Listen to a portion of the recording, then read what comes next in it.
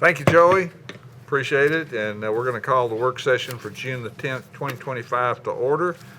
Let's start with a roll call. Alderman Barnhill. Here. Alderman Blanton. Here. Alderman Caesar. Here. Alderman Peterson. Here. Alderman Berger. Here. Present. Entertainingly present. Alderman Brown. Present. And Vice Mayor Potts. Present. Alderman Baggett. Present. And the mayor's present also. The next item on the agenda is citizen comments. I do have one speaker card. Rob Pinson, you have 2 minutes. Sorry, hello, Rob Pinson. I live in West Haven. I just wanted to kind of continue a discussion that occurred at the beer board meeting about proposing potential rules that involve a temporary certificate of occupancy and whether to maybe change the beer laws to add a temporary beer element based off that. Just wanted to get a few things out because I didn't really get a chance there because of protocol, and I respect that completely. There are other cities that do temporary beer permits based off TCOs. Nashville has a very robust practice where most of the beer applicants for new businesses get a temporary beer permit. And then Memphis does, and I'm trying to check if there's one more. I can't get that information yet. But I have seen situations, most recently at the factory, where restaurants they're told by the city they can open because they have a TCO, and maybe it's just this fire door needs replacing, but fire says it's okay to open. Or as I think someone from Building and Codes earlier said, it's a green field, it's a water runoff issue that doesn't really impact the business itself, and so the business is allowed to open. Having like a temporary beer permit option based off this TCO would help those businesses open, when they can. Maybe it might be 2 weeks, but 2 weeks is a lot. Open with that beer, because a restaurant will not open without alcohol, because it's just, I'm not still entirely sure why, but it's just anathema, right? All my clients, which, are a lot, have said, no, we can't open without alcohol. So it would be great for something to be considered at some point. I'm happy to talk about this further at other times. To maybe just allow kind of more flexibility that's good for business. Yes, safety is, of course, always important. I'm not saying, let's pass it because even though it doesn't pass fire, it would only of course, would have to have fire say yes, building say yes. Again, maybe there's a minor issue not related to the inside or safety that is holding it up, and that would be nice to have something, a protocol in place to allow them to sell beer sooner, however little it might be. That's really it. I just want to thank you for your time. I appreciate it. I know it's kind of out of context for some of y'all, and I apologize about that. I can't stay all night for the main session. I'm not going to be at the next beer board meeting. I apologize, members, because I'll be out of town. But I'm happy to put something in writing for this discussion, whatever process y'all want to do. But thank you very much. I appreciate your time. Thank you, sir. Item 1 is a special event permit for the Harlinsdale Roundup at the park at Harlinsdale Farm to be held July the 11th and July 12th, 2025. Any questions about that one? Primarily Friends of Franklin Parks.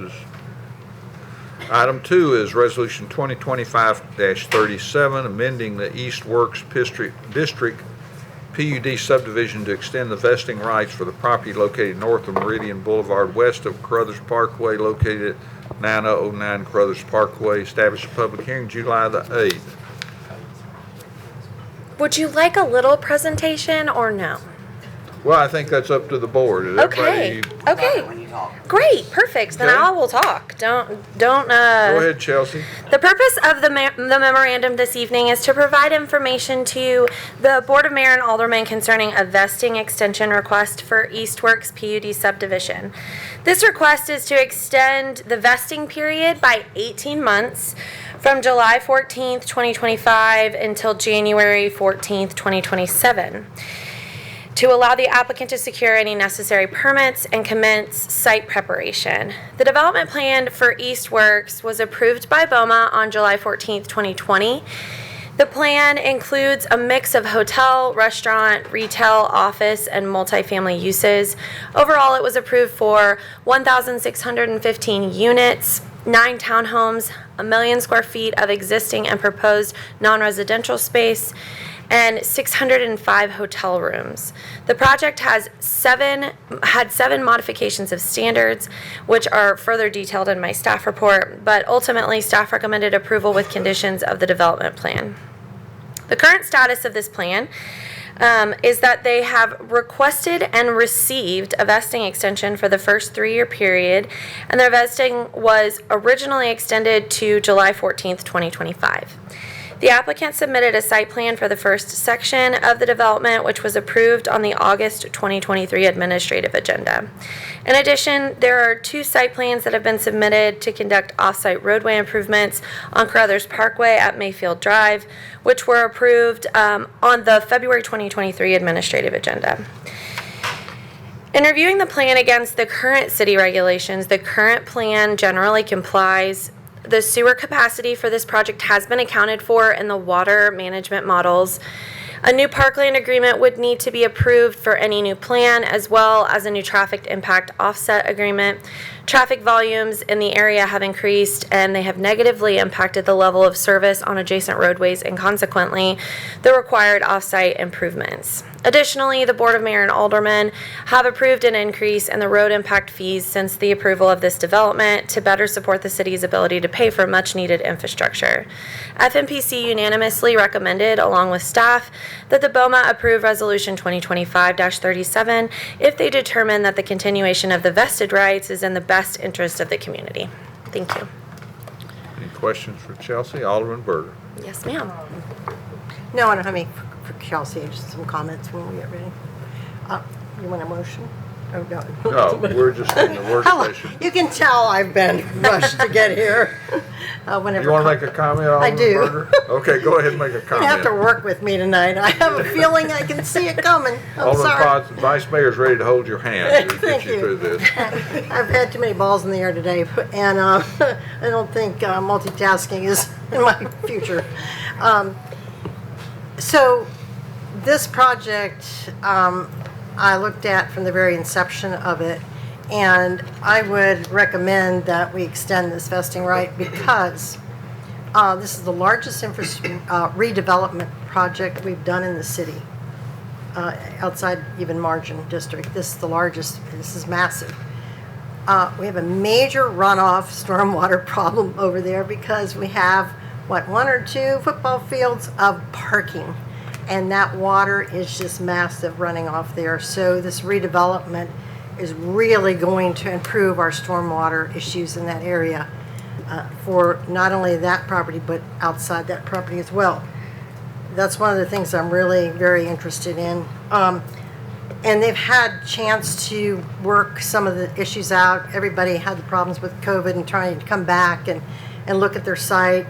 And you know what? Sometimes that's not good for COVID, but it's sometimes good, just like Ovation, that it never got developed when it was supposed to at the time because things change and they have an opportunity to tweak some of the areas and some of the things they want to put in there, which is going to be better. Just like Ovation, I think it's going to be a lot better. So the stormwater runoff is one, the improved infrastructure, higher impact fees, as you said, and just the road infrastructure that will be improved as well. So I think we should move that ahead. Thanks. Any other comments or questions? Alderman Peterson. Say that the main building, the one that's there now, was the first really big building out in that area. Ford Motor Credit was the first really large office that we had. Any other comments? I tend to agree with what Bev said. I think it's probably a blessing in disguise that it wasn't able to be built the way it was planned originally. I think, there's blessings and curses to come from where we went through with COVID and the way life has changed. And I can support this. I've met with the applicant, and what they're proposing is much more amenable to what I think we need over there. Item 3, Resolution 2025-32, a resolution to recommend approval of the Safe Streets and Roads for All Transportation Safety Action Plan, including a commitment to reduce serious injury and fatality crashes by 20% by the year 2040. Jonathan. Thank you, Mr. Mayor. This is just a resolution to approve the safety action plan that y'all been going through with Adam Mosier and Paul Holzen throughout the year. Asking for that approval to then go to and submit for actual implementation money in the last available implementation round of grant funding, which is actually that implementation application is actually due, I believe, I saw June 26th, so it's due here pretty quick. So having this in place gets us really one of the- in it's one of the competition steps. for grant dollars that can go to these projects. And they may continue the program, but this is the last guaranteed implementation round of funding. Alderman Brown. I had a question. It's probably an Adam question, and it's a little granular, so that can be another day question maybe. But it was really about, when you look in there about the basically pedestrians and all of that, the question is it going to change our policy in terms of how we make decisions about things like crosswalks? And, currently, I can think of 3 places where we've had conversations about wanting crosswalks, 4th Avenue, Columbia Avenue, both in 5 Points and down by the library. And I will just say it's been challenging at best to get approval to get a crosswalk in places where we wanted them. And here, it would seemingly almost suggest that you should be doing mid-block and other places where crosswalks are. And so I guess my question is, if we approve this plan, I would assume then that we would have a different policy in place for when we come as aldermen, especially with requests for better safety for crosswalks and that kind of thing.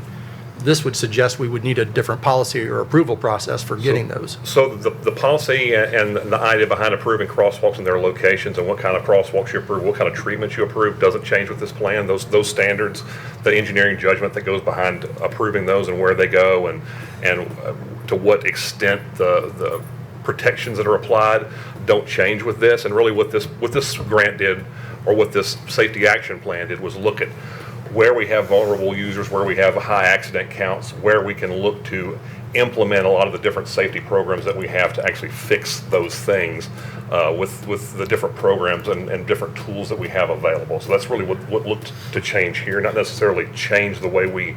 So it's a look back, not a look forward. It's both. It's a look forward to see how we can implement and use those tools to make things better and reduce fatalities, reduce serious injuries, those kind of things. So it's a look forward in that respect, but it's not really about changing your policies and procedures unless there's something there that needs to be changed. The reason we're so very particular about the way we implement crosswalks is that we get a lot of requests for crosswalks, rightly so, but just implementing a crosswalk somewhere, it leads to a false sense of security because people say, oh, there's a crosswalk there, it must be safe for me to cross. It's not necessarily just because you have a crosswalk there, because people don't understand. Drivers don't necessarily pay attention, and the pedestrian assumes that, well, I've got a crosswalk there, I've got the right of way, and yeah, they do, but that doesn't keep them from getting hit. So we have to control that. If there's a group of pedestrians there, we really want to try to limit those crosswalks to where they really have a true high grouping of pedestrian crossings. That's why it's so hard to get a crossing, or especially like a marked crossing with all the warning flashers and beacons and things like that. And we try to limit those, especially to even higher count pedestrian crossing locations, because once you start putting those at every location, they reduce their effectiveness. So if you start seeing flashing yellow arrows, not flashing yellow arrows, but the beacons everywhere, you start seeing them at every location, they don't mean anything anymore. So does that make sense? Yeah, it actually does, yeah. And Jonathan and I, at our Nashville meetings, we see a lot about reducing fatalities and safety, and it's coming from TDOT, it's coming from the federal government, and it's all over the 2040, I don't remember which year, the regional transportation plan that we have to redo. We are working on the 2050 plan now, the 25. Okay, I couldn't remember the year, but yeah, it's all over it. So I think Yeah. this is a good opportunity for us to find some grant money to do some of those things that raise And you see a lot of improve Vision safety. Zero, so the idea is to reduce your fatality count to nothing. And whether that's realistic or not, that's the goal. Is you want no fatalities. Alderman Berger. That was a good question, Matt, because we're sort of held hostage or in limbo, whatever you want to say, with these mid-block crossings. So I get all over the board people telling me, well, first of all, no crosswalks safe. People, they just are not, and I don't think it gives a false sense of security to anybody, because you see a crosswalk and you think, okay, I can cross there, but you're going to wait for people to stop, and that's what they do. They do that down on Oxford Glen, they do it on Liberty Pike, and they do it on different areas around McEwen, and so people are waiting to cross, but they wait and stop. They stop and they wait on the cars to stop. So we don't have any mechanism to actually deal with mid-block crosswalks. And it's a shame, because we have a Lazy Lane in Liberty Pike. We have a Mexican restaurant. We have a couple other businesses. We have 6 businesses and Publix and everything. And we have workers, people that work at Publix and cross there. We have people going to the Mexican restaurant. And we have all this crosswalk. Now, they went out and did a count the other week. They did it right after school was out. And that's okay, but then a lot of people went on vacation, and then we had Memorial Day, and I'm not sure what the count was, but it's probably not going to be high enough to do anything, and plus it's mid-block. Anyway, here's one of my beefs, and I don't know in this, like you said, it really doesn't give us any leeway to do anything, so I'm just going to talk about it for just a second, because I think somehow, somewhere, even with federal standards, you need to come up with some kind of idea, because they built, let's take McKay's Mill for example. It's in my ward. They built it in the late 1990s, early 2000s, and they built it as, okay, commercial node, everything. We want to do walkable communities. We put a pool, and it's not real walkable, because we don't help the pedestrians at all, hardly at all. I mean, we do some. I mean, I don't want to complain too much, because we did get some at that roundabout, definitely improved that, and that has really helped. But the roundabouts were built too small, because that's what they did. They didn't know better to do the larger roundabouts. And then they didn't really set out to help the pedestrians. In some of the other subdivisions, I've seen that done fairly nicely, but that's a lot of years later.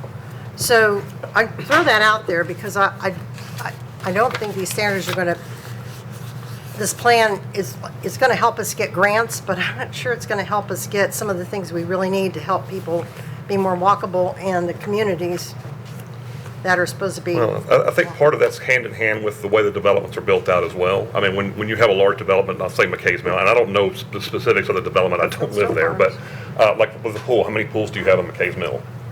One. Yeah, you have one pool, so pool. with a neighborhood of that size, it makes more sense to have more amenities spread out throughout the neighborhood versus having one somewhere in one section of the neighborhood of something that huge a size. So that's something, you'd like to see more often, is to have stuff moved around, but or have stuff spread around throughout the neighborhood. So Well, they do.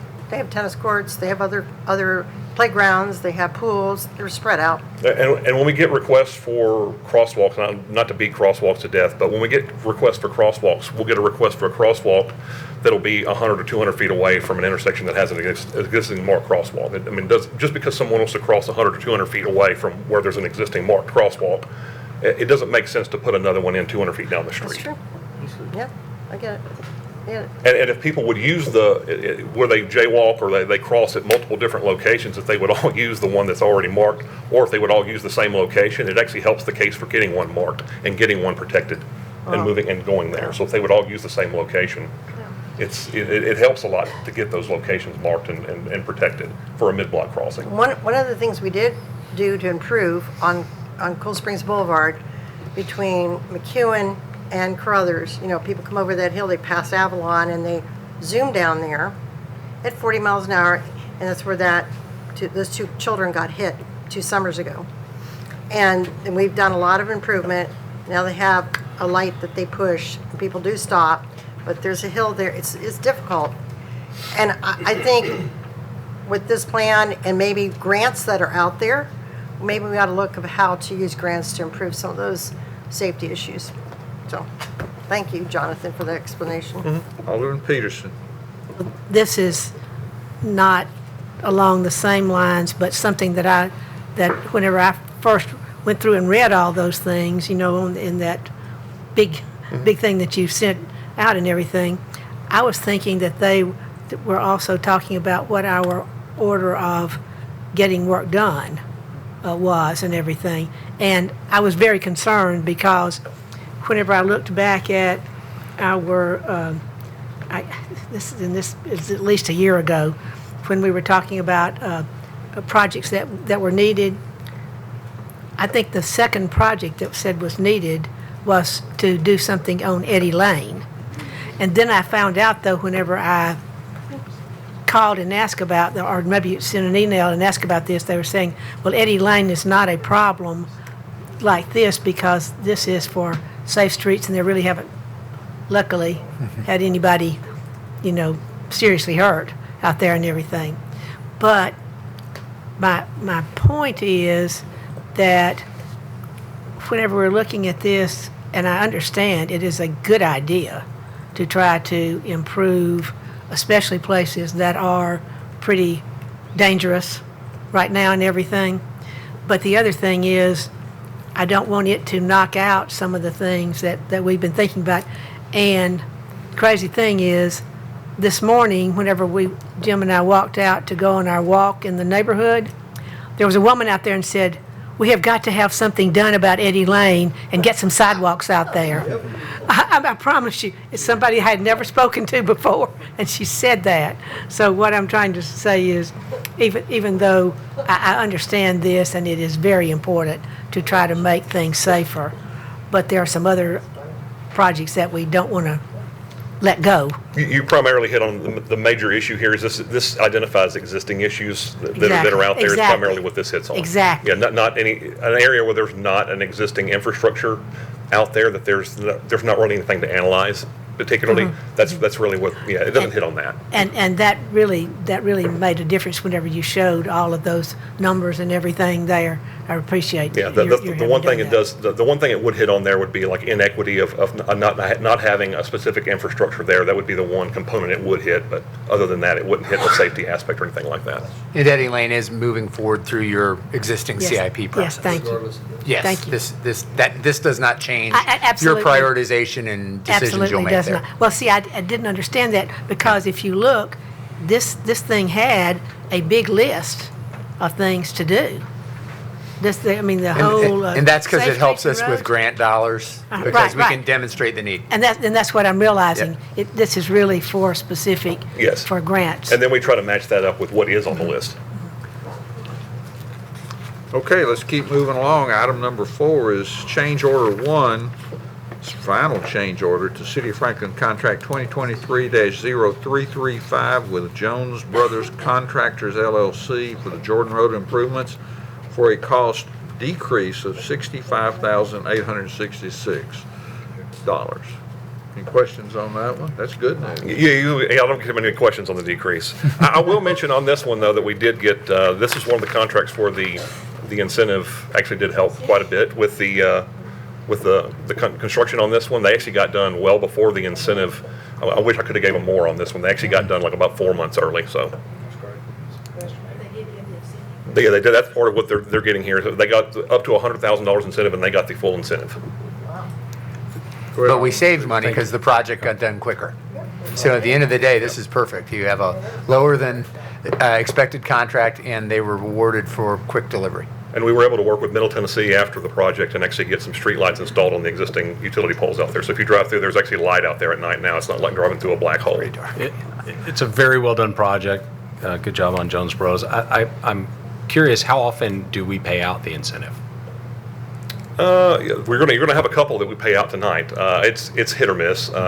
Sometimes we hope to pay them out, we don't pay out. And a recent example of Franklin Road where we had hoped to pay out pretty sizable incentive on that one, and it went completely the other direction. So that's why we have liquidated damages and we have incentives. So we have kind of have the carrot and the stick now. So we try both. Yeah, appreciate it. Thank you, John. If anybody's over on Jordan Road in Aspen Grove, take a look at how they mark that intersection. It's great. We Yeah, need we've to had a take- few compliments of that one. We need We've- to take we've a had several lesson people. from that and put that elsewhere. It's wonderful. Yeah, Well, let's And talk that was about actually our project that did that. yeah, thank you. change order 2, final change order, City of Franklin contract 2023-0024 with Bell and Associates Construction for bundle bridge projects in the amount of $194,267.06. This one was for the Bundle Bridge project that had 5 locations. So we had Baker's Bridge, Mallory Lane, those 2 bridge repair locations. We had Spencer Creek, the culvert replacement out there on Spencer Creek, West Main Bridge, and what's the other one? Pratt Lane Bridge replacement. We did the complete replacement out there. Most of these projects were actually done early. The only one that took a little bit of extra time was Pratt Lane, and those were all individual notice to proceeds. So they did, the way the contract was written, earn their early completion bonus on this one. So that's kind of what you're seeing here, and there were a handful of small overages in there is the reason for the final change order. Item number 6 is City of Franklin contract 2025-0174 with Garney Construction for emergency Hobos pipe repair behind the Ewingville neighborhood in an estimated amount of $7,750,424. So items 6 and 7 really are companions because they look at our ability to do these emergency repairs. This is a specific project. As you said, $7.75 million. This would have Garney Construction complete the emergency repair. This is a high dollar amount. This is a larger repair. It is fairly consistent with the cost we paid in a couple previous repairs with similar large diameter Hobos pipe. It's frustrating with this large pipe that we are having to make repairs, but it is just something we have to deal with at this stage. But that cost is fairly consistent with the unit cost we paid on the previous ones. We did consider whether it would make sense to look at a rebid with that high dollar amount, and just there's no guarantee we'll come in with a better price. And this is another situation where time is money because we are diverting, pumping around the repair site, and that has a cost to it as well. So the longer it takes us to get in motion with the repair, that has cost implications. We are familiar with the crew doing the work with Garney and feel that they are a very well-equipped crew. They've done some other good work in the community. So we think that this probably is our best option forward and would grudgingly recommend we move forward.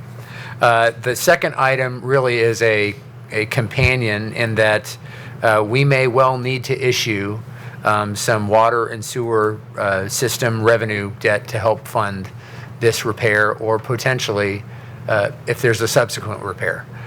So this would not commit to issuing debt, but it would open up that possibility, and it would reserve our ability to assign costs from this point forward to that potential future, if we need to, future a bond sale. So it does not commit you to it. It really just provides for our ability to assign those costs should we choose to do that in the future. Michelle and her team with water management has already identified some adjustments in the capital that's within the water management budget that can be deferred, modified, so that we can free up cash to help pay for a portion of this repair. But we're not at a stage where we can say we can fully fund it at all. So there is a potential that we will need to look at a borrowing to help fund this emergency repair. And while we were at it, we thought it would make sense to just provide for some additional capacity should that occur. One of the things I've asked Michelle and the team to do, and we have been doing in advance of this, but will really enhance our efforts, is to look systematically at the large diameter Hobos pipe throughout the system. And is there a process through which over multiple years we replace it so that we don't continue to have that? This is the 4th such failure that we have seen. Gosh, Michelle, how many years? About 6 years, 7 years, maybe 7 8? years. Something like that. So, the first 1 or 2 we were not sure, but it's a pattern. We have been involved in litigation that related to the design engineer and some some construction oversight and inspection related to that, and reached a settlement and received funds related to similar repairs. But we continue to look at where we are and what our recourse is. But this is an unavoidable expense and repair at this stage, and that's why we bring it to you tonight. Michelle, anything you want to add? And we'll take questions and walk through it, both in terms of the repair itself and the potential financial mechanism associated with it. Alderman Bland. And then I'll have Alderman Peterson. after Michelle, that. did you have anything to add? I want to make sure we complete So I we've not actually, because we've had an unusual spring of rain, we've not actually been able to inspect the pipe to get a camera done in there because it's just unflooded. So this cost is for a full replacement of this entire section. We are trying to limit that with CIPP lining. We've had a lot of success doing that. We just don't know which sections we're going to be able to do at this point yet. So I want to kind of caveat that by saying we don't expect the price to increase, but this is kind of a top of the line, and we're hoping to bring it down with lining some of that pipe rather than full replacement. Go ahead, Alderman Bland. Well, when you said this, there's been several. The one that this reminds me of is the one at Chestnut Bend. Yep. Yeah. And obviously, I don't have any qualifications to make any kind of like, this is interesting, but if you think about these Hobos pipes, they're always happening by the river. Yes. Behind Newinville is the river. By Chestnut Bend is the river. And that's it. Tell me the correlation. Is that just the kind of pipe that you would lay in that area, or doesn't have anything to do with it? Yeah, All so four have been near the river. we likely would. Is that I'm sorry. correct, Eric? Good. Yeah, that's correct. Yeah, go That's ahead. correct. Yeah. So I'm paying attention. what seems to be the correlation is that these are areas that flood a lot. And so the river rises and they flood this area and they wash out some of that backfill that's probably, may not have been either compacted correctly or appropriate, controls taken to keep that backfill in place. That seems to be what we're finding. And so I don't know, back in when this pipe was laid, 20 years ago, we didn't have electronic records.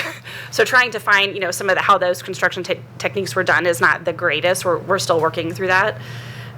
But that's kind of a similarity.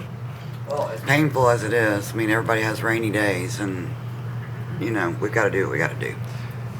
And so that's what we'll look kind of systematically and what we can anticipate. If there are things that we should be looking at for replacement or lining, that will be part of the strategy. But there may be some multiple year solutions that we'll look at as well. But right now we've got to deal with the emergency repair. We had aggressively pursued the contractor, the engineer, and the pipe supplier in the previous litigation. And, we settled in one case, and there were some other actions that did not make it possible for us to pursue it from some of the other parties involved. We'll continue to look at it, but I don't know that there's a promise that much else can be gained than what we have already received in our settlement. But we'll continue to look at that. See, I've got Alderman Peterson, then Alderman Barnhill, and then I've got the vice mayor. Go ahead, Alderman Okay, Peterson. well, first of all, water and sewer are completely different from city budget and everything. It's its whole. It's an independent business. It's an independent Utility. business. Very very well said. The another thing is, I tried to look to find where this was. And it says it's behind Ewingville.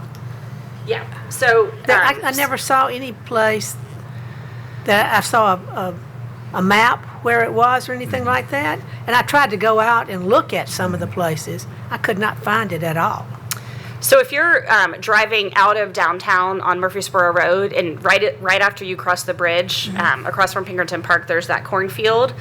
Right. If you look kind of in the corner of the cornfield, you will start to see the orange fencing around the actual break. And then we are bypass pumping from in the middle of the cornfield, essentially all the way back to behind Sturbridge. As I say, I tried to. Yeah, so it's a bit of a walk from Sturbridge, if because there's like two common areas back there. There's like that wood line, If you go in Ewingville, we have created a rock path. Yeah, that was us. So that I was. saw something there that. It was so had- mucky that we were tracking dirt onto the road, so we wanted to get that contained. So that it's was back off us. there. That's It's part back of there. this. Well, I noticed the addresses there, and it appeared. Yes, Because whenever yeah. I did drive, there was some kind of truck or something, or some Yep. vehicle there, so that's it. But, okay, but you're saying I could look on the Crowell's property? Yeah, if you'd love to take a site visit, I'd love to walk you out there. Put on your muck boots. Alderman Barnhill. Well, I guess my question is when we look at Chestnut Bend and we look at this, are the contractors the same? So this is so that entire interceptor was done in different phases, starting from the plant all the way down to like Lad Park. And this is a separate phase. And so we think that the contractor was the same as one of the ones before. Yeah. But this was done as a separate project. Okay, so, and not throwing anybody on the bus, but we had issues with the contractor over in Chestnut Bend, did we not? We pursued the contractor, the engineer, and the pipe producer. Okay. Not the contractor who did the repair, the Not initial. contractor not the who did repair, no. The contractor Yes. did the original installation. Original installation. Yeah. Because years ago, you can remember when that pipe, before they ever got gravel and whatever it was on top of it, came a rain, it floated out. It floated out of the ground. It was Yeah. empty, wasn't being used, there was nothing to keep it. So it floated out of the ground around that cornfield where you were talking about. Oh, interesting. Yeah. So I remember just saying, are we going, are we looking at any recovery on this $7,750,000 from the installer as well as we did on Chestnut Bend? That would not. We can't really speak to that Yeah. at this stage, although we had some limitations when we pursued it previously. What so stage we would have to we look at speak to that then? I I'm just- might want to be around. Yeah. Shauna, do you want to address that? We are looking at our options right now. I mean, we did have a settlement agreement. I don't think it precludes future claims, but we're looking into that. And I promise that we will keep you updated as soon as we have something to tell you. Wonderful answer. And one of our previous contractors had merged, gone out of business, and pursuing it 20 years later is challenging. So that's part of the review. Vice Mayor? Alderman Barnhill, you covered my questions. Yeah, I was more concerned, Eric and Shauna, about future litigation and if the settlement restricted us from any future emergency repairs. And y'all are already on that, so thank you very much. Alderman Caesar. Much like my colleague Brandy, I'm not a wastewater engineer, but I do know that the ability to line these pipes is limited to doing it when the pipe is still intact. Correct. Yeah, and so if that's a solution, we probably, knowing that we have this liability laying all over the ground in the city area, how quickly should we act to think about installing this lining, which I assume is significantly less expensive, less obtrusive? And once the lining is there, does it solve the potential risk of a failure? And if so, then how quickly should we act? What type of a cost are we looking for this? Because it's not going to take too many of these $7 or $8 million repairs to put us not only in an inconvenient place, but we're not to mention the fact that while the failure is happening, effluent's going into the river. We're having to go onto somebody's land and until we get it contained, we're having to go onto somebody's land and make an emergency repair instead of an intentional planful repair. And so I just want to know how quickly we should be pursuing rather than digging it all up and replacing it all, how quickly can we get a lining in to prevent us having to do these $7 or $8 million repairs? Clarify his comment about effluent. It is not going in the river. We are not That's- overflowing into the river right now. The bypass, now, So we- right? the we bypass did. pumping prevents that. Yes, and we've been doing that. That's important to say, Yes. and I didn't mean to suggest that it was doing it right now. Well, thank you. But until the failure is Yes. identified, we do have, and we've noticed that properly in pursuant with Yes. TDEC, right? As soon as we could, we got on that. Yeah, and yeah. fixed No, it. and kudos to the team and the city's team for working aggressively and quickly to solve that problem. So, so what Eric had mentioned before is, all right, so back in 2017, when we had the Chestnut Bend break, we had a consultant come in and camera all of the HOBAS. Their recommendation was, so they began work in 2019. Their recommendation was in 5 years to re-inspect the line, right? We just did that this spring, this past year, and so we just got the data when this break happened. So I had, in preparation for knowing that we were going to do we were going to have a lot of repairs, I had set some money in our budget aside for CIPP lining and general capital repairs, knowing that we were going to have something that needed to be done. Then this happened, right? So it took some of that. This is obviously some of that money is being absorbed by this repair. But yeah, we intend to, this is our first priority. We're revamping the way that we look at the individual defects that we found and prioritizing those hot spots that we have learned from the past 4 breaks that we've had. What is, longitudinal cracks at the 12 o'clock position seem to be bad news. So we're prioritizing those. To do lining, that would be the first priority. There's some areas where we've seen soil, like rocks or something has protruded the pipe. So if it's broken, we're likely going to have to, to complete replace that. So that's the charge to staff, is to develop a longer-term systematic plan to look at this type of pipe, large diameter HOBAS, assess it, line where we can line, replace where we need to replace, and address that throughout the system. We've been working on this from previous emergency repairs, but it does take time, but we are accelerating that and working through that, and there will be an added program that you'll see as part of this budget long-term to address these. So as soon as we can get that kind of plan in place and developed, we'll bring that to you, and that will likely have some implications in terms of how we modify this budget and future budgets related to water and sewer. That's just going to be a new fact of life for us. And I wasn't a part of the board in a previous discussion when this happened. This is the second one I've been a part of. I'm guessing the relining project is significant, much more than the 15 million that you've talked about going back out and requesting. Well, that's what we're going to assess. Lining is much far less expensive than replacement, obviously, and we're going to have to look at where we need to do it and what the priorities are and spread it out over a reasonable period of time. Get addressed priority needs, but also see where we can spread that cost over multiple years where we can. There's going to be a lot of judgment calls, and a plan will come to me and to you at some point to address these systematically across the system. I guess the direction I'm thinking through is, instead of issuing debt multiple times, if we know this is a project, let's issue debt once. That could happen. That could happen. And part of why we're doing this, though, is there might be another emergency repair, too.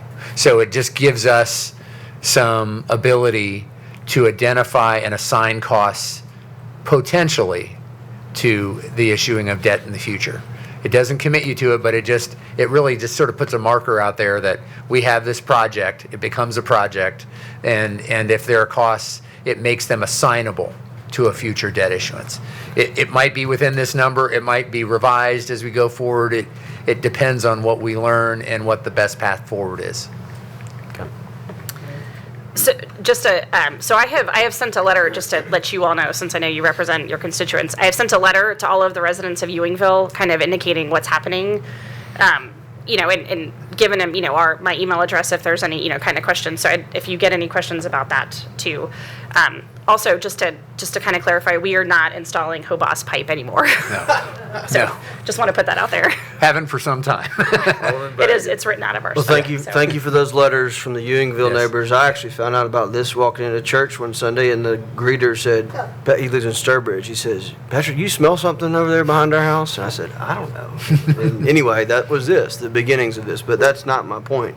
The question I wanted to clarify: this 15 million is either to Alderman Caesar's question, is either going to go towards that temporary lining fix, or not temporary, but less permanent lining fix, or we're going to replace the whole section with the new, whatever the new would be. It's going to be either or, whichever makes sense. And there's going to be some level of replacement. Yeah. I don't want anybody to think there's not going to be. It's a matter of how much. The 7.75 million, as Michelle said, is pretty much a full replacement cost. If we are able to line and avoid replacement, we'll do that. But that's to be determined when we can get in there and get a full assessment. My guidance as a utility board member would be that if, I don't know how long-term the lining is good for. Probably not another 20 years. Or maybe it is. I don't know.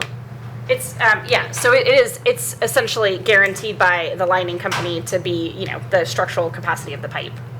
Which would be, well, for this pipe. What about lifespan? I don't know. Lifespan. Of a normal pipe or Of a this good pipe, pipe? Yeah. So, 30 to 40 years, it shouldn't be anything, that we would have to. So I'd say, to the point though, is that if we are thinking we're going to have to replace a lot of this anyway in the next 10 to 15 years, I mean, spending the money on the lining, let's just do the pipe and that be one of the first phases of our overall long-term replacement.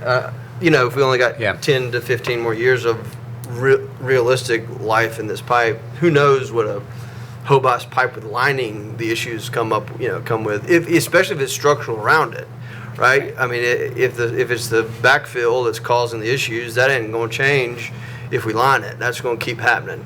Right. So I think you've heard that guidance, but it sounds like we're going to have a long-term capital program within the utility to replace these over time.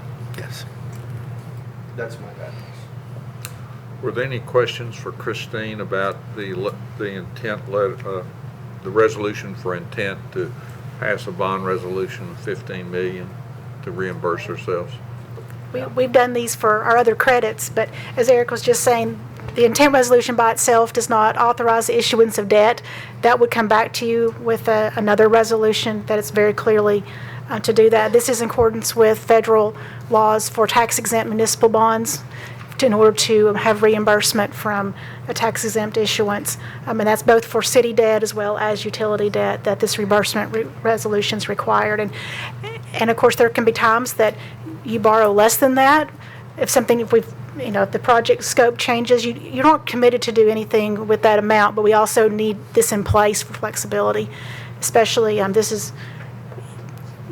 we anticipate very likely to come back to you later this calendar year and need to debt fund at least some part of this project. And certainly if the scope changes to have a project that's not reimbursement based, that is spent after the bonds are closed, then you have 3 years in essence to spend that money on the new project. Item 8 is City of Franklin Contract 2025-0159 with AIG Franklin, developer of the Margin District, for an escrow agreement for required project performance sureties. I've got a question on this one. Yep. I'll just say a couple introductory comments, and Vernon's worked on this as well. So there is a pretty sizable excavation going on related to the Margin District project. They're going somewhere around 40 plus feet deep to provide for the underground parking that's part of that project. That's pretty unique.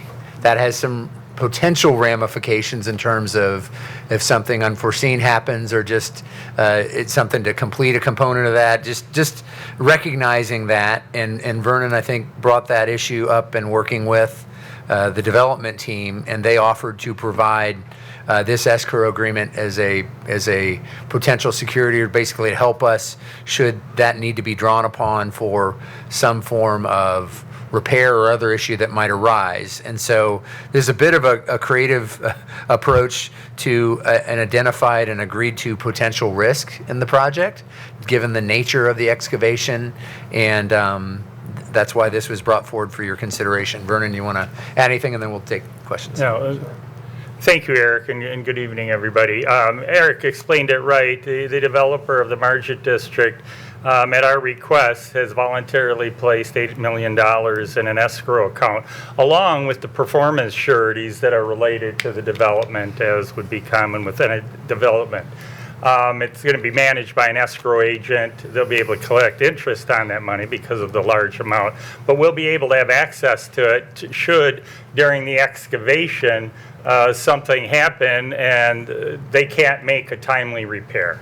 And, I also want to recognize our team that in our discussions with them, it came up, and it's great that the developer has stepped forward to put the cash in an account. So it's a win-win for everybody and help us all sleep at night, and hopefully nothing will happen during that excavation, which will be a little disruptive in the area. Alderman Baggett, you're recognized. So just quick, I know this is like kind of our first infill, well, not infill, first like kind of more urban with subgrade parking. I guess City Hall would be kind of a second.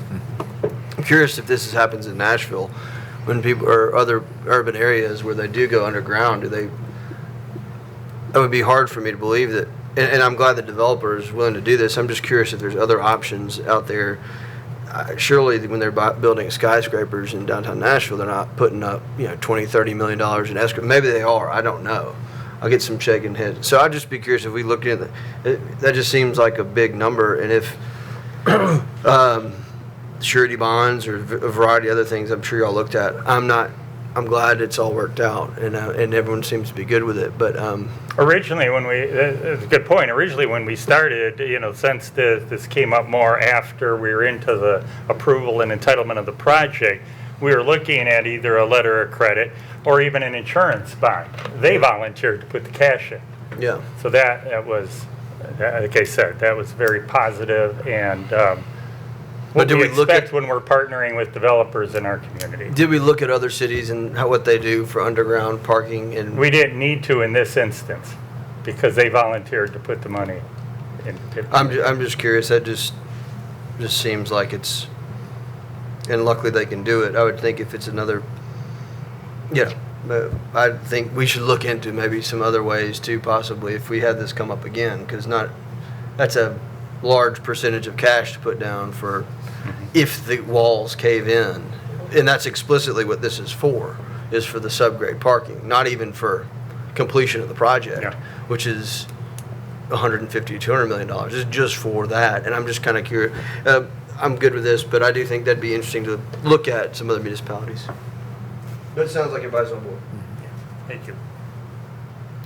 Item number 9 is City of Franklin contract number 2025-0115 with Franklin Housing Authority to reimburse up to $250,000 for construction costs associated with the Shawnee development that consists of 36 dwellings. Any questions about that? I know Kathleen's ready to come up here if we need her.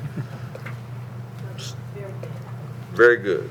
These are all affordable rental units. Item 10 is residential infrastructure development districts in Tennessee. Initial policy discussion regarding nexus of eligible improvements, nexus, and community benefit project criteria. This is a follow-up to some discussion we had before, and we're glad we've got about an hour of board time, if you'd like it, to talk a little bit more in terms of developing some policy guidance. We have a staff team, but Alderman Brown's also engaged with us in talking about some concepts on policy and how that might take shape. So definitely want to defer to him after we present to this in terms of speaking to some thoughts on especially where we might go policy-wise. This presentation will really touch on 3 key components, at least at the outset. One is to look at the law that was just passed in the recently completed legislative session that establishes a new component of law that addresses the potential of real estate infrastructure districts. This is a broader concept than what had been enacted the previous year. That term real estate, the previous version, that's also still in place from a legal standpoint, was residential only. This is a combination and can provide for commercial as well as residential projects in consideration of a development district. So we will go over what the new law specifically does and give you an overview of what that means, and that would be the law we would, should the city be involved in such a project, would be involved in. want to have a little more discussion around the concept of nexus that has been thrown out in this discussion, and we want to talk a little more about that. I don't know that we'll have a definitive discussion or answer on that, but to really kind of focus the thinking on how we approach that and what that might look like, and then really get to the heart of what the policy might look like. What do you want to encourage? This can be a powerful tool, but where do you want to apply it? What type of development or redevelopment do you want to encourage and support with the potential use of this tool, and how might you guide us on that? And from that, staff would do some additional work to maybe provide more specific frameworks around the benefits or community benefits that you want to identify in support of this type of district. My understanding, the way this law is written, a development can come to you at any time and make this request. So having a policy in place will be very important. It'll help provide guidance on what you want to say yes to and what is the reasons to say no. And so I think keep that in mind. Where do you want to apply this? Where do you want to provide encouragement through the use of this tool? And where there is that this doesn't seem to fit. And so I think that's really the guidance we're looking for tonight. I'll turn it over. I think Shauna is our first speaker in terms of talking about the legislation itself. And I think Vernon and Christine are also here as part of the team. We've also relied on Betsy Knotts, who is part of our bond counsel, who's appeared before you before. Betsy can't be with us tonight, but she's been a great resource. And I do want to compliment Betsy and Shauna specifically. There was a flaw in this legislation that was recognized very late in the game that might have precluded the city of Franklin from even using this tool by the way it was framed in terms of the city collecting the property tax. You know, we have a partnership with Williamson County to do that together. That's a great efficiency, but that nuance could have prevented us from being in the game on this. Betsy helped identify it. Shauna engaged very quickly, and within a few days, we had that addition so that it made an option for us. So I just want to recognize the quick response from our legal counsel, both outside and our city attorney, to help address that so that we can even have this discussion tonight. So, Shauna, take it away. All right, you know what we're talking about. I do want to say that NIOP, and you guys are here tonight too, they were the drafters of the new bill, and thankfully they were willing to help us get the definition changed as quickly as possible. For those of you who have delved into legislation, it is not easy to move something that's already in action, and thankfully it was really, really easy for us to do it. So we do have this new law, the Residential or Real Estate Improvement District Act, and I just wanted to show you kind of the front page of it. This did add commercial aspects to the ability to apply this act if you wanted to. And again, we are able to use it because we were able to change the definition of host municipality. It is important to know, though, it did not repeal the old law. That's still there, but we can only use this this part of the law. And it's so 784-801 is what you're going to want to look at. If someone shows you something different, just make sure you're kind of focusing on that law. So a couple of points about this act. Again, it's the only statute that the city can use based on host municipality. It's initiated by the filing of a petition by an owner and developer. And that's what starts it, and you can't control it. Once someone files it, we have time frames, very specific time frames, in order for you to take it up.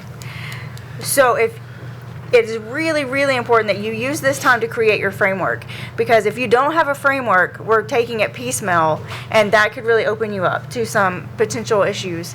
So let's really kind of think through how you want to apply this, or if you even want to apply this. If you ever want to say no, the law doesn't require you to give a reason, but as you know, I really want you to give a reason. Giving a reason at least shows that we have purpose in our decision making rather than being arbitrary. At the end of a public hearing, So once you get a petition, you have 30 to 45 days to hear the petition and open it up for a public hearing. At that public hearing, you have to either adopt or as amended, or reject at that meeting. There's specific language that's required in the resolution when we draft it. And among other options, the host municipality has the authority to delegate to the IDB. And this is really important. We are going to have to work with our IDB.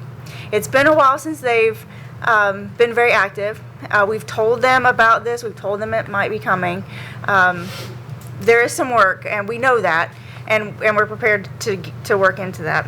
The other thing I really want you to be thinking about is vesting, and how and when this type of request and decision-making would happen in regard to vesting. So when you think about vesting, you've got 3 years, and then if they don't meet certain criteria in those 3 years and they lose their vesting, or you can extend it. And then they have another set of things to do that get you to 5 years. Once you get to 5 years, the project is vested, fully vested. And maybe that's a time that we think about whether or not we are issuing the money. I will say this, though, they can request it at any time. I'm kind of surprised you don't have one right now, but thankfully you don't. And when you do, 30 to 45 days. For those of you playing at home, an IDB is an industrial development board. Yeah. So it's a body that has been appointed by the city of Franklin. I think it last was really used as a component of doing the tax increment financing district around the Nissan project. So it has not had a lot of activity in recent years, and as Shauna said, we would need to reinvigorate that and provide some additional support as a mechanism in a process that would use a real estate infrastructure development district. But it is fully staffed with members and newer members. So Yeah, you've got it populated. yeah, It's just the support it might need. So is our board required to take a course or update themselves to become familiar with this so they actually know the details? I mean, I'm not counsel to the board, and I can't be counsel to the board. They have their own counsel, but I would hope so. Yeah, I mean, I would think there'd be a requirement. There's not a requirement that they do any sort of training. It just they are the mechanism that we would use to facilitate this.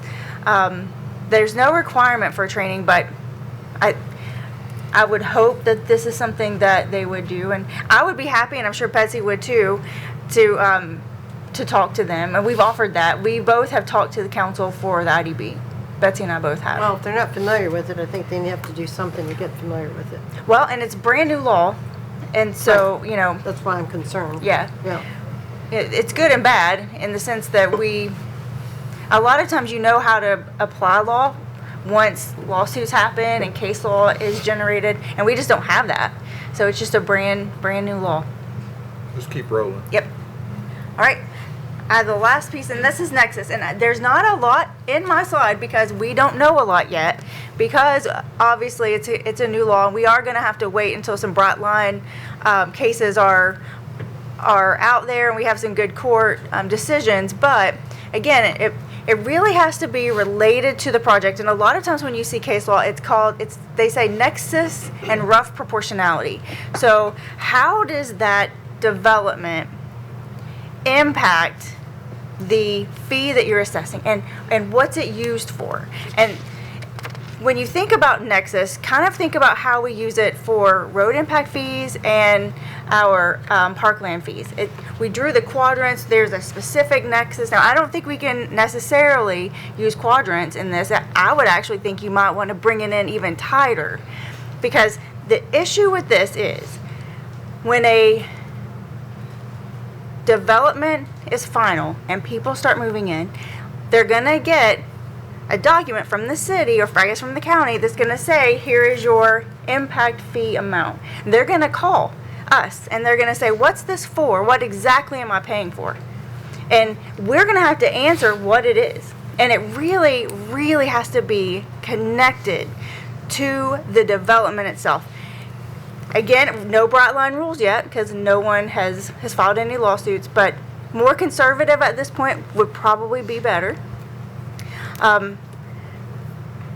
they're probably going to call you too, and they're probably going to ask you, like, why did you do this? And I think that might be the place where we find the first sets of lawsuits, is when people move from out of state and they see this on their bill and they're like, what is this? And how is that fair? I'm the only person paying this. Well, my development's the only person paying this, and we're paying for what? When it's their own infrastructure, obviously that makes sense. But if it's for streets and network roads somewhere out, that's going to be a little bit harder to explain. One of the things that came up in your discussion, one of the times we previously talked about this. Is that little thing right there. We need to see the other part about the Tennessee cities and counties that are doing this Yeah, now. that's part of the There are no, presentation that's coming. just a second. There are no cities using it under this law yet, because it just passed. Right. What we shared with you in the April presentation is some communities that are using it under the 2024 version, which was a residential component. And we walked through that in pretty great detail in April. So if you want to look back at that, tonight we're not going to go back over those. We're going to talk about the new law and some considerations from a policy standpoint. But in April, we went through those projects, which are residential in nature, but we can bring that back at a different time, or you can look back at the April presentation, and that document is in your packet as well. They're assessed something all the time. Yes, that's how it works. Yes. So the other thing I just was going to offer as just some thought, when we talked about this before, there was at least some discussion around how we could pull things off our CIP and put it into these districts. And I don't think that's a very realistic concept. You're really going to need to look at things that are much more directly related, as a general rule, to those specific developments as opposed to broader projects. The CIP, by definition, for the most part, are very much community-wide benefits. That's why it's there. So I just would, there's the rough proportionality, but that I would just, I guess, issue some caution around the idea that you're going to be able to shed a bunch of capital projects into these districts. I don't think that's very realistic, quite frankly. There could be some exceptions, but I think that's going to be pretty rare, just as a general thought. So I just share that with you as we move off of Nexus. So. Quick question, Vice Mayor. I do. And this one is for Shauna. Shauna, as you mentioned, cases outside the state of Tennessee, don't need them tonight. But if it's possible for you to provide us with some of those examples so that we know the risk that's associated with this type of an option. We won't know all of them, but any examples that you can provide would be great. Yeah, I can do that. And I looked into that. And I will say the reason I didn't really focus on it was because our law is so different than the other states that are doing it. It's just very, very different. I'm happy to do that. And again, there's not a whole lot of lawsuits out there, except for probably in Texas. Texas is the one that has the most. We have seen some Nexus related more on the impact fee realm. I don't know how instructive that is because it's not exactly the same thing, but there's probably some similarity in terms of the concept. So maybe that's helpful, but it is. There's not going to be something that's going to be directly related, but we can see what we can share with you. And impact fees are about the impact that development has on the city as a whole. And this is more about the development itself and how it can finance itself, which is a little different than an impact fee. But the Nexus there are probably some similarities. It's just very different. And I will say, even though the 2004 law has been in a place for a year, there still no development is off the ground and building, and they've got them in place, but people aren't living in it yet, and they're not getting their bill yet. So we're probably 5 years out before it's all the way through from beginning to end. Alderman Berger, or do you? I am done until You're it's done? my, Okay. but Go I'm ahead, happy to Alderman answer Berger. questions until. All right. First of all, we've had, let me just clarify something too. I remember this too as well, that this law requires extensive disclosures about the additional fees prior to closing, prior to final purchase, closing of any property for sale in any of these districts. That is required by law. So that has to be clear, has to be large, it can't be hidden in fine print. Number two, I was just thinking as you're going through this, people keep saying to us, people have asked that new development continue to pay for itself and quit putting that burden on our residents all the time. This is a way to help new development help pay for itself. I think that's one of the best things about this. It's going to be paying for the impact that the development has right there in itself, and possibly how you assess the impact from that development nearby as well. So if they're asking, yeah, their development has impacted that area. So they're actually helping to pay for that development. That's what people ask us to do all the time. This is the tool that helps us do that. I would just kind of remind you that we did special assessment districts for sewer. And it is a requirement, even on the disclosure form, that you put on there that there is a special assessment when you're selling it. So maybe it's not the first homeowner, but the second or third, because this is going to be paid out over a long period of time. When they don't disclose it, that is when we have problems. And that is what happened with us. We were answering questions about, wait, no one told me about this fee. What is this fee? And true, it's a private issue between the buyer and seller, but we get brought into it. Well, I think it's state law. It is. And that it has to be in the document, and I think they have to initial it. And there's a place on there that, you're supposed to check. It's just so they can prove that they never saw it. Yeah. I don't think they can. Yeah. Good. Thank you. Good evening again.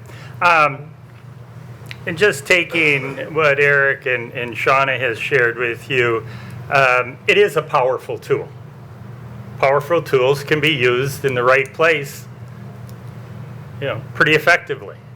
And they can do damage too. So, and that's our role, is to trying to share with you the benefits and cautions that you'll need to weigh. But what you also heard and Shauna said is that once an application comes in, we bring it to you, you have to act on it.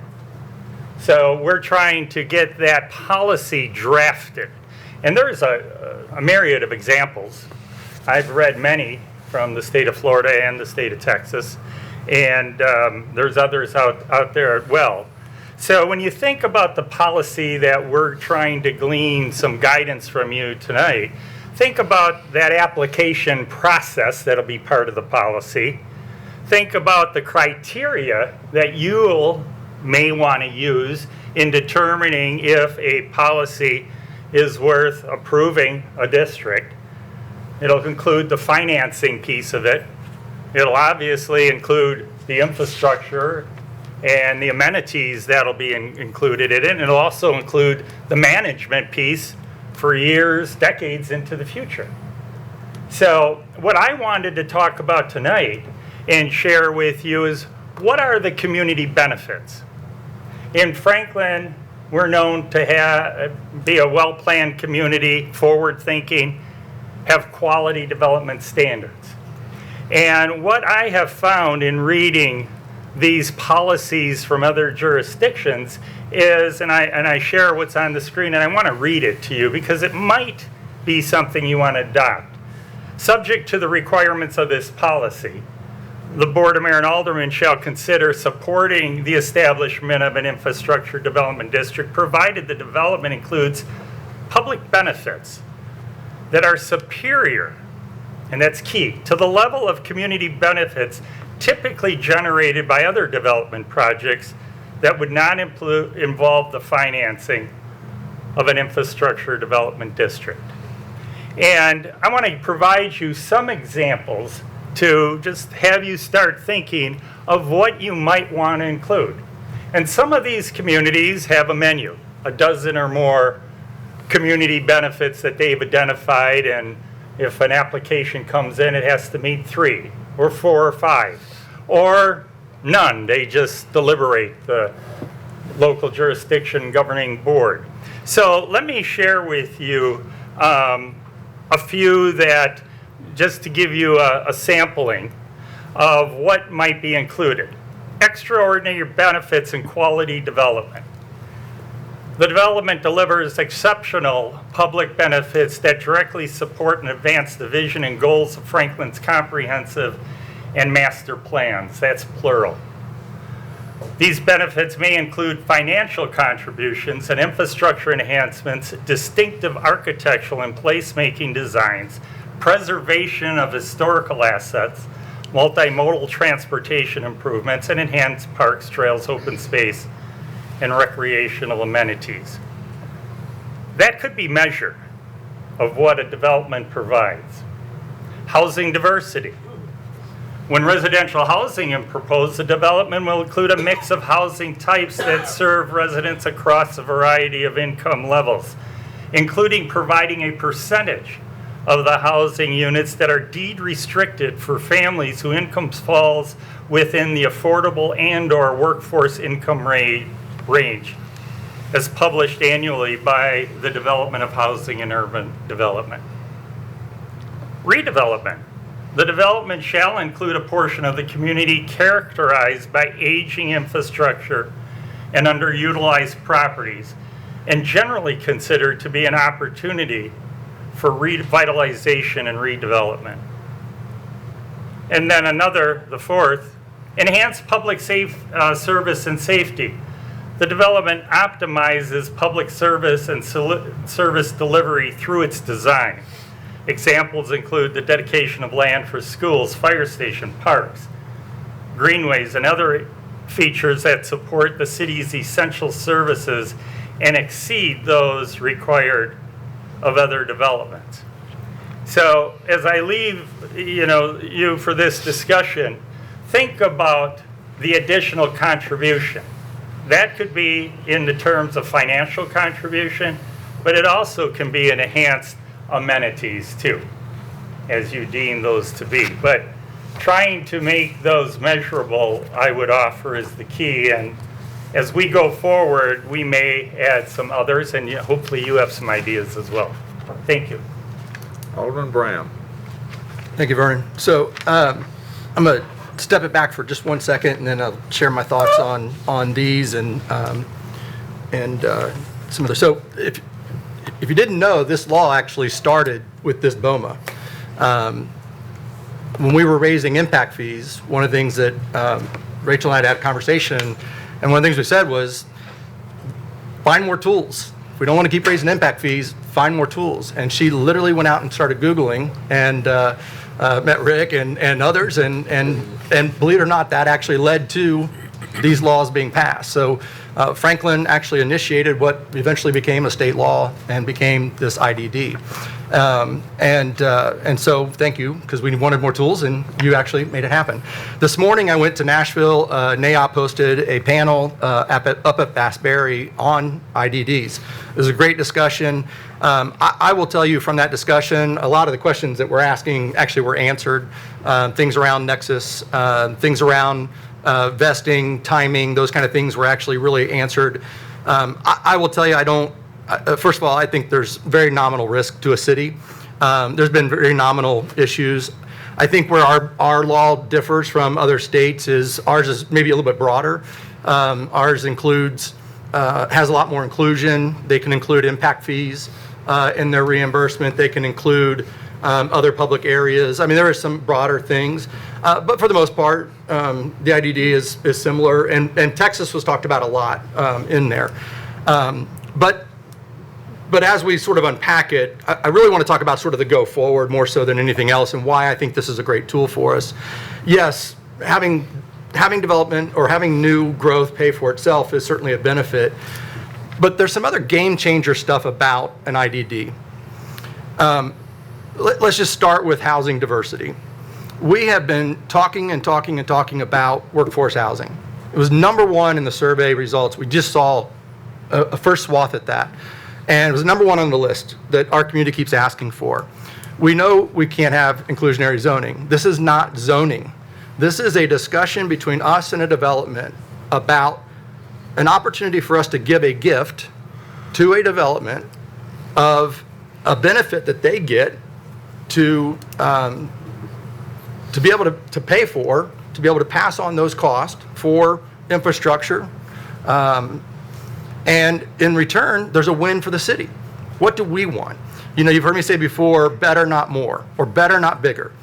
I don't think this tool is about building a bigger city or building more development. I think this is our chance as a board to have a tool that actually helps us have a better vision for what we want in the city. I think it's about saying we want more Armisteads. We want a better design. We want more affordable housing, more attainable workforce housing. We want a portion of developments that actually hit the missing middle housing. We want more redevelopment. Bring us a redevelopment project for areas that are aging, that need redeveloped. Bring us something that enhances public safety. And it's not all of those things, but hit one of those criteria for us in a way that allows us to say, we're not going to give this gift to every single person that walks in front of us, but we're surely going to give this gift to people who can give us one of these things to help us build a better city, not a bigger city. I think this is a great tool for us to start expressing and actually start shaping. Instead of having people come to us and telling us what their vision for our city is, I think this is a chance for us to offer a tool out to the community, to the development community, to say, here's what we actually want as a vision for our city. Here's what's important to us. And so I think as you think about the policy, I would challenge you to think about the big things that we really want, to be able to say yes and say no to. What's the criteria? Somebody, by the way, we could have had a petition. I begged them to wait. I said, slow your roll, please. Just give me a chance to get the, he did. Slow your roll. Let us get a policy in place, and then you can petition us, because the clock starts the minute they start the petition. So, but I would really challenge us to say, how do we make a better city, not a bigger city? What are the things that we could include in this policy that would be easy for us to say yes and easy for us to say no? That's what an IDD to me really accomplishes. And I'll just say this and I'll stop. I think an IDD with something like a Village Green, and I think about Harlan, which I think is really a beautiful development. I really do.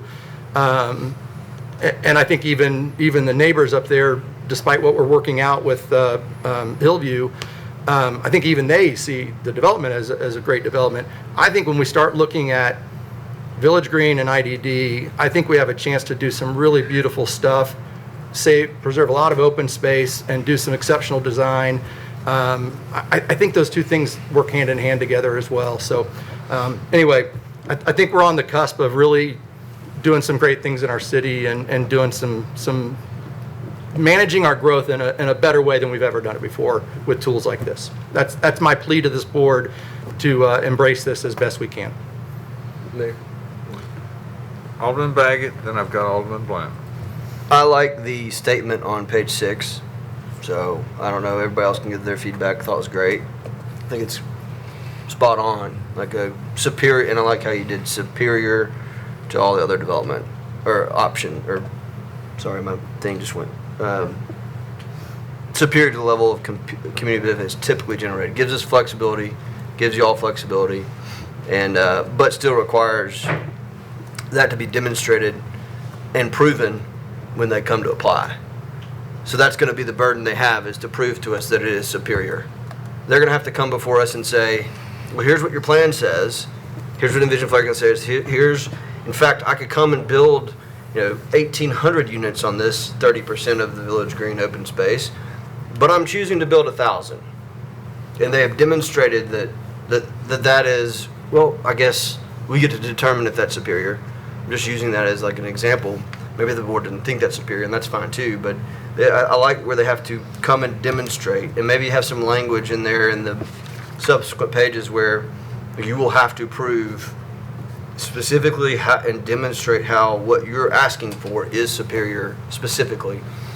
I think some of that in the Village Green and the Neighborhood Green and the Rural Reserve, I'm already seeing this, and we've seen some Village Green proposals come through at like 0.68 houses per acre. We've seen some come in at like 7 houses per acre, or it may not have been 7, but it was quite a lot on a smaller acreage. So how can we maybe craft some of this in those rural areas to really incentivize, and that might be through Envision Franklin adjustments, that we might have to tweak some of that, but how do we, those rural character areas, how can we add some language in here that gets a little more specific about that, and how we can, protect the rural character, because we've given like a framework to do it. There is a lot of incentive, though. There's not enough incentive, I think, to dial it back to and some people are going to choose to do it right. I think Harlan is doing that.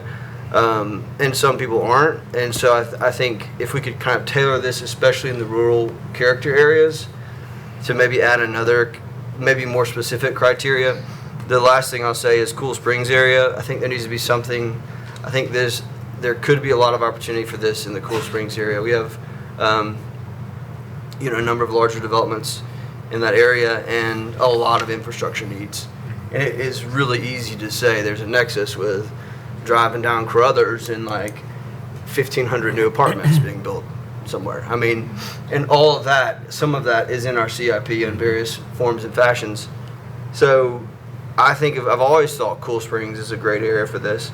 The last thing, I said the last was the last thing, but this is really the last thing. I'm curious about learning more about the 5-year vesting limit, and I don't like the idea of approving a project without the IDD and then coming back later and giving them the IDD, because then you really don't have the chance to like speak into the project character. So it's kind of, I know we'll have some sort of like period in which existing projects that have been vested possibly or approved will want to utilize this. But I do think there needs to be a point in time in which once it's done, once you're approved, like we need to be reviewing the project with the expectation that it is an IDD project, because that's when we're going to be talking through the development plan about the character. Is it superior in nature? So it's going to be a bit complex to do it right now with those that are approved, but I just am opposed to coming back behind something down the road. Now their product's approved now that we're just in this weird spot, but we need a policy moving forward on how we're not going to revisit this, or maybe we are with some criteria. And you don't get to decide when they petition. I mean, Well, I we think get to that's just- the tricky part. I bet we could put in our policy, if you apply for this after X and X vesting dates, it is an automatic decline. I mean, you could absolutely do that.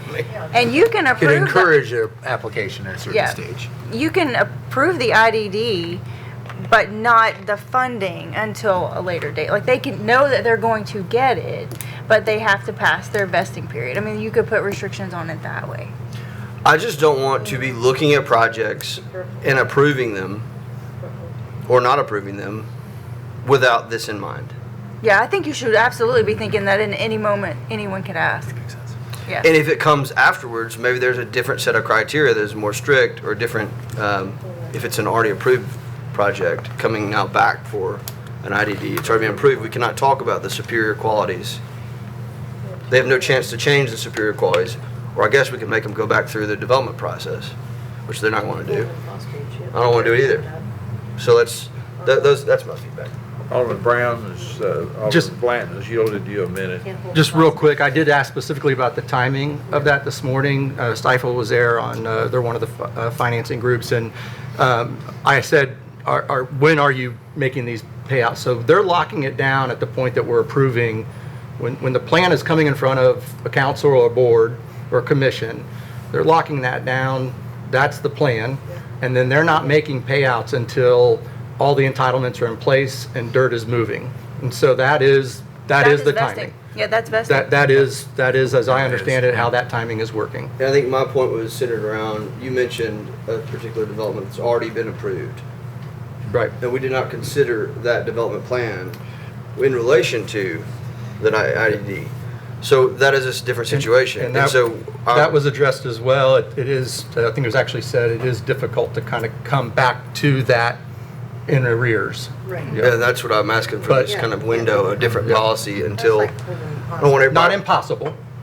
I would like to be able to do it for good Yeah. quality, superior developments that have already been approved because it is a new tool. But I think we just need a short-term policy on how we address those, and then a longer-term policy for how new developments. It is not impossible, as I understood it, but it just requires a little bit more work. Alderman Bland. I think it's funny, Matt, you were talking about being at something today. I was with something today for the Tennessee Affordable Housing Coalition, and there was a gentleman there named Matt Wiltshire, and he was speaking to a group, and he was talking about being with Metro.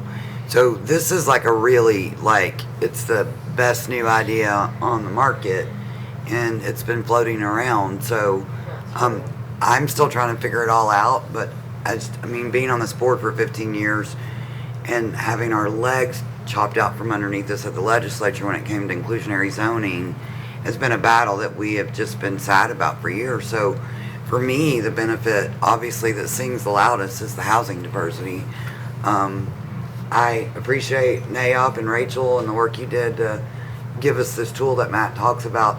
I still don't quite understand it. I'll just be really honest, but I feel really good that my colleagues have a hand on it. Our city staff is working towards it, and I'm interested to seeing how this can really do what we want it to do. Mayor. Alderman Barnhill, you're recognized. What does the developer get out of this? The ability to get cash up front. The ability to, in the case of Tennessee, they can actually get reimbursed for impact fees, which ours are pretty significantly higher than a lot of places. But the ability is certainly the upfront cash instead of having to wait. That's one of the biggest benefits. And yeah, do the infrastructure. Yeah. So then, those costs then, if I heard someone correct, those costs are then, in some manner or whatever, or applied to the property owner when they buy that piece of property. Mm-hmm. And we're saying that they're liable for reading through all of this and they understand it, and the city will never hear a word from them. And we all know that's not true.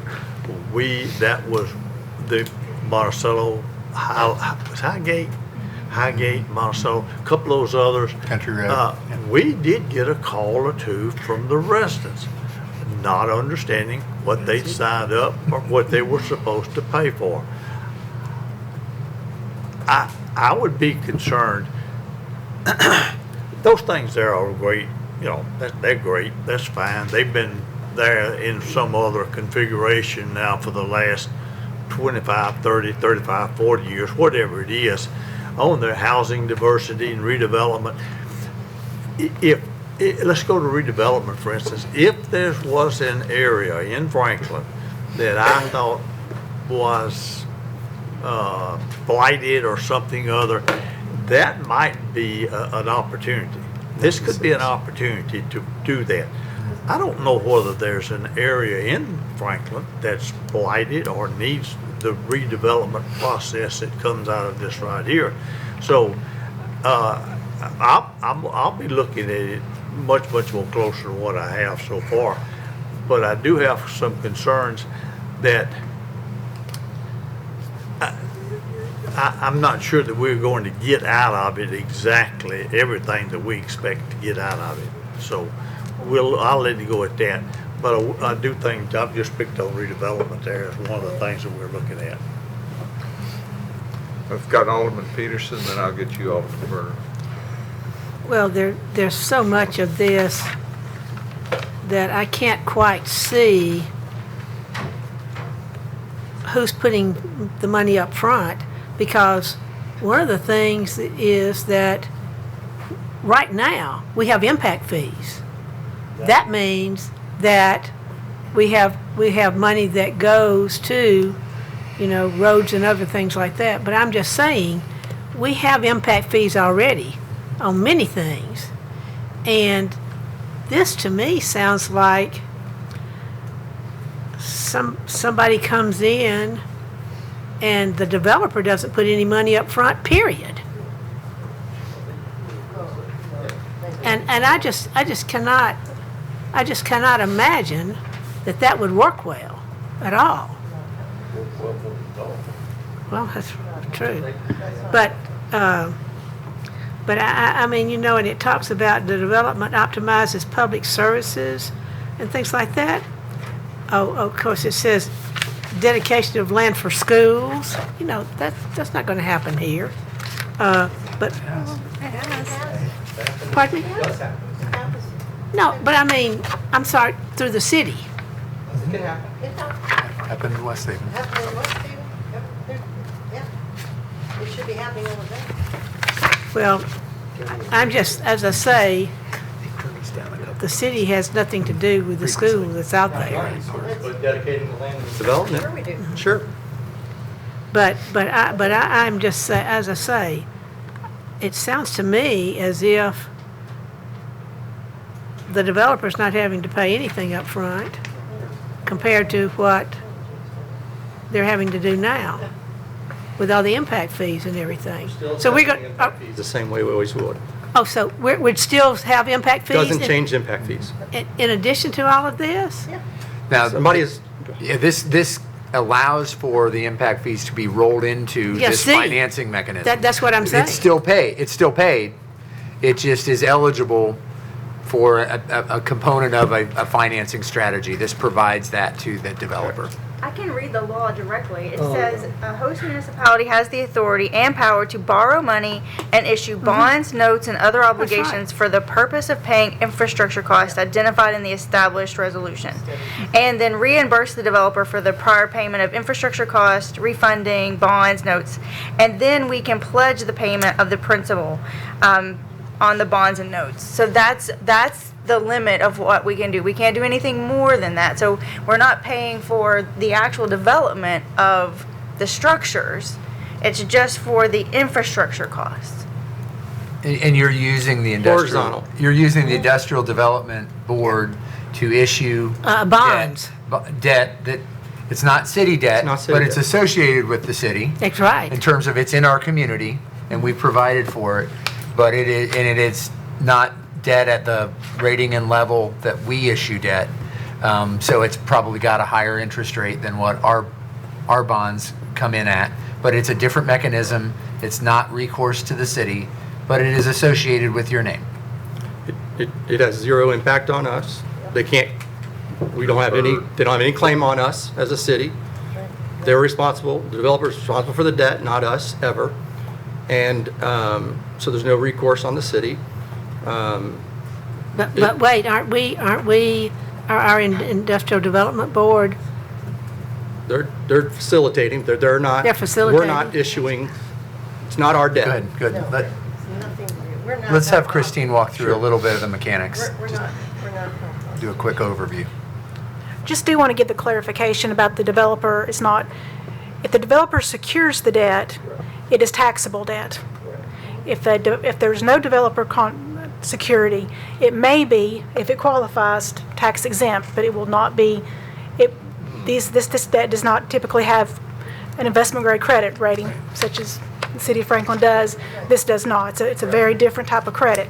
Just wanted to clarify about the security. Private debt too, does it have to be, the gentleman from, Mr. Mayor, may I ask the gentleman who's from Texas to talk? I've got a lot of board members that still want to speak. Fair enough. And know this is going to come back again. And Alderman Peterson still had the floor, and let her finish. And then I've got Alderman Berger, then Alderman Potts, and I also want to end this meeting in a timely fashion. thank you. So, Well, as I say, I'm and I just, also have Alderman Barnhill, excuse me. Go ahead, Alderman Okay. Peterson. I'm going to. No, don't you talk right now. I've got Alderman Peterson talking. I'm just going to step on, I'm out. Okay, good. I want to end on a timely fashion. You've never done that before. Well, I'm not the cause of the untimely ending. You know We're that. wasting so- time talking about time. well, I still am unsure about how this would be helpful to the city.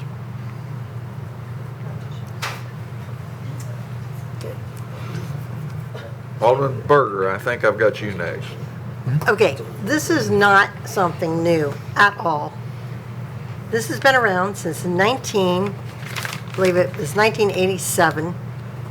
87? Am I right? Okay, 1987. This is not anything new. We're just doing it in Tennessee finally. So, Matt, you explained this very well. Thank you very much. It's pretty cut and dry. The city is never put on the hook for the money. I think Clyde or Ann, one of you brought up about I think you did, about blighted areas. Redevelopment doesn't need to be about blighted areas. We have a ton of areas, especially in the Cool Springs area, that need redevelopment. Eastworks is a great example of that. Eastworks can employ this actual act to help them. And the schools, yeah, there's a lot of leeway in this kind of thing too, for these developers to dedicate, this is a great tool, to help them dedicate more land for a school, a fire station, and those things. Public amenities, those are some of the things you read in here. Extraordinary benefits, quality development. Redevelopment. I'm looking at this right now and I'm thinking, okay, I know this has happened in Virginia. I know this has happened in a place in Texas where they've given land for the schools. They did in West Haven even. But we have an opportunity to even have that happen more, especially with our fire stations. As I said, I can say a lot more. I'm not going to repeat what Matt said. He did an excellent job. And this is a tool that we're just now realizing in Tennessee that we have the benefit to do. I think it's going to really benefit the community. Alderman Potts. Vice Mayor Potts. Thank you, sir. Appreciate that.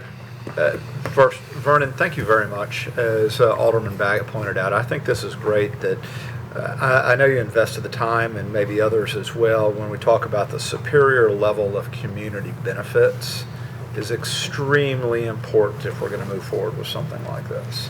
And I know that you've got decades of experience where you're looking at this with a very wide scope of input from across the board. The other thing that I'm looking at right here is we did talk about wanting another tool. And there's not many municipalities in our state that have the partnership that we have right now with NAIOP. And so, Rachel, we appreciate the legwork that you and everybody else has done to get us to where we are, to create new state law. It is needed. We have a new opportunity for balanced preservation and progress here in the city. The smart tools as we're looking at this, and again, superior is what I'm looking at, is I do agree with what you said about Cool Springs. I think you have to look at that. I also look at the Goose Creek area and the opportunity for development there that is unique, where this could work, and capital improvement projects could actually be focused in different areas as we talk about Northwest McHatcher. There's a lot of opportunity for us to really look, not just today, but looking decades down the road as we look at this. The Village Green piece I also support. The other piece that I'm looking at right here is the infrastructure, as you said, horizontal, but the infrastructure and emergency services and parks that could be impacted right here. So those dollars are not coming directly out of our CIP, if I understand correctly. So there are many benefits to this tool. I'm not saying that it's a lockstep, but it's an additional tool for us to use moving forward. So I'm going to be interested to see what our directors and Vernon, as you're continuing to partner with Shauna and with others to really give us a solid foundation on how we need to move this forward. I do have some risk, as we are maybe the tip of the spear here in Tennessee, and we need to make sure we've got our T's crossed and our I's dotted. We want to make sure we're setting ourselves up for success, and I see a lot of heads nodding right here. So I know that we're going to take a good conservative approach on that. We're always leading. And we are always leading, absolutely. So here we go. Yep. Any more comments from Mr. Girth or Ms. Brock? Let me just, one quick thing I would just say. What we really need is for you to hone in on what that policy guidance and that community benefit that you'd like, because the 4 that are on the screen, is that where you want us to start? Because what we can do is start to color in what that might look like, how we differentiate a yes from a no within those categories. So is that a good starting place? Are there things that you are not as comfortable with? What I worry about is having, every development's going to say they check these boxes. How do we refine that? There can be dollar thresholds, there can be some other things we can put in there, but within this, is this a good starting point? These 4 or some version of these, is there something else missing? Is there something you want to refine further within these? That would really be helpful for us, because I feel like that's the next step to bring back to you a little more specificity around what these could look like, what guides a yes, what takes you to a no, how you can differentiate projects. I think one of the things we could add to that benefits and quality development is land for schools and fire stations. It's in there. It's in there. I don't think it's in. Where is it? Enhanced public services. And down at safety. public Yeah, services. It's in there. Okay, sorry, missed it. That's right. Yeah. Include financial contributions and infrastructure enhancements.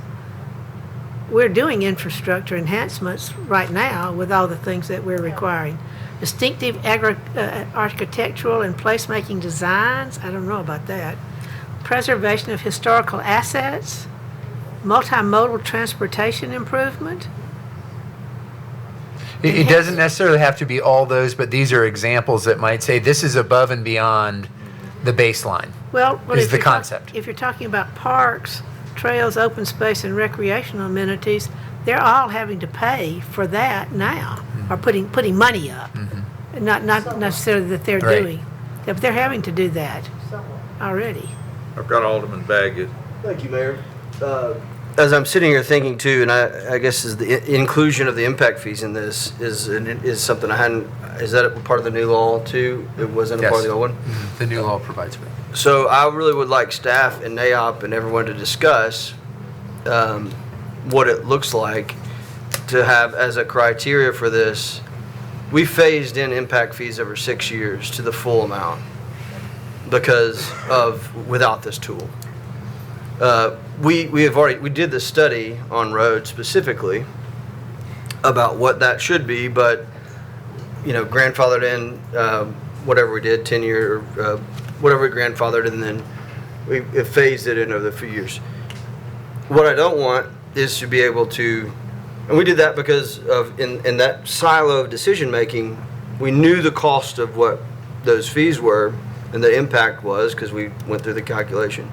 But we phased it in not anticipating this, and I just would think that it needs to be considered that we go to the full impact fee if there's an IDD, because that's being invested, because what's happening is they're putting this up for bond, and then the taxpayers or the homeowners are paying it over 30 years afterwards. So in fact, and I'm curious, and I'm saying this kind of constructively, it could come back and that could be a significant benefit to the city, and it also could be a minimal impact to the development because of the spreading out over time. So I would like for y'all to look into that and have a dialogue about that, because that would be a substantial community benefit. And in fact, I would guess, knowing some of the differences in some of those developments I saw, the delta between the phase-in, when you divide it over the number of units I've seen in certain developments, like it over time is not. I'd like to explore that because I think that could be a substantial benefit to the city, and in fact, bring that money outside of the nexus and into the CIP by doing so. So that is a bit of a workaround. I'm not saying that I support doing that yet, but it's just an interesting thought that if we're going to allow that, that could be a significant community benefit, but only if it makes sense. And that's why I want NAOP and staff to talk about that, and I'm happy to talk too to see if that makes sense. All right, I've got time for Mr. Girth to make a comment and the Vice Mayor to make a comment, so. Let me interject one thing. No, because I just recognized the Vice Mayor. Well, you can speak briefly after that. Let me leave you with this thought, because Eric asked a good question, and, after this meeting, if you have some other criteria for community benefits, please pass them along, because we've got to put the policy together that includes the sections that I spoke about. But also in listening to your dialogue, which is excellent, you're going to eventually have to come to grips, you as a board, future boards, is what is a superior benefit. And you've talked about some here today. What Eric asked is trying to hone in on what those benefits are that exceed what developments typically provide or currently provide when they're entitled today. And I just leave that with you because it's not going to be black and white, because every development is a little bit different. Thank you. Okay, Vice Mayor. And Vernon, that's a great segue, because that's where I wanted to go with this. And I feel like you previously stated, when we were working with our city team members and with NAIOP, working through all of the impact fees, how to best put it together, bringing everybody to the table. And I feel like right now, NAIOP or other organizations can help us to define that superior benefit that they're bringing to the community. Doesn't always have to be left right here to the board, because I know that they probably have some of their own thoughts on this right now. So I think that there has to be some accountability, as they've done a great job putting together a state law. Okay, Alderman Berger. Well, I just think it's a disservice, so we don't hear, the gentleman from Texas has been here the last 2 or 3 times we've had this. We never have him to the mic. And I think he could offer some things that we've talked about, maybe he has some insight. I think it's a disservice that we don't have him come to the mic. Well, I don't think he's going to speak tonight, so, because we haven't planned on him to speak. He hasn't asked to speak. I think it's a disservice. It's up to you. I mean, he can fill out a card. Anybody can fill out a card and speak. I think it's a disservice. Here we're looking at this. This is a gentleman that's worked in this area for years and years and years, and it's been around, and I don't know. Fine, let's not hear from him. Well, I don't think we're going to hear from him tonight, because we need to finish the meeting. So, all right, we're going to adjourn, and we'll be back here at 7 o'clock.